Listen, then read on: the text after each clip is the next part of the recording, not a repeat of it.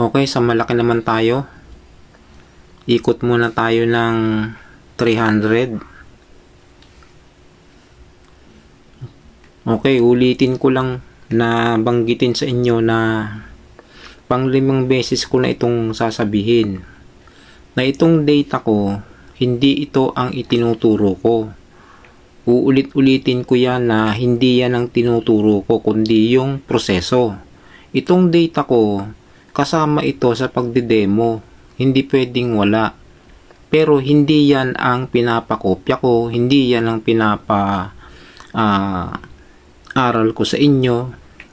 Ang inaaral natin dito kung paano ko kinokopya yung original data, kung paano ito pinoproseso na kunin ng eksakto nang hindi ka na nagbibilang.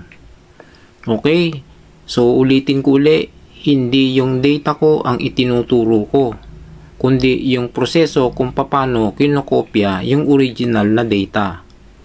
Okay, so sana maliwanag. Okay, check natin. Kailangan 45 ohms to.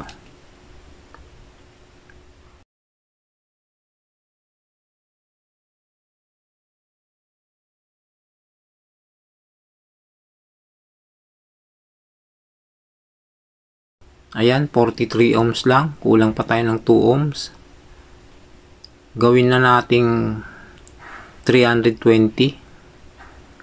O hindi, mga 340.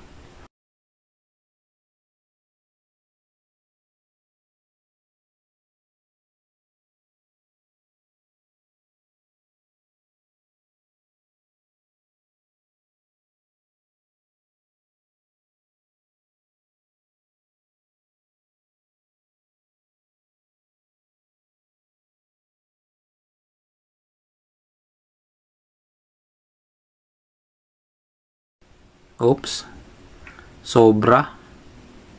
Okay, bawasan natin.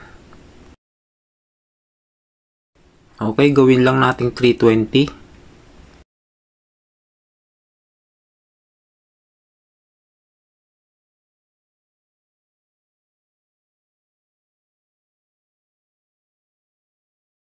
Okay, check natin ulit.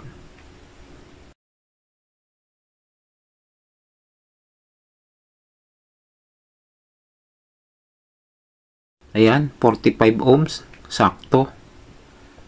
Okay na. So, nakopya na natin yung original na data.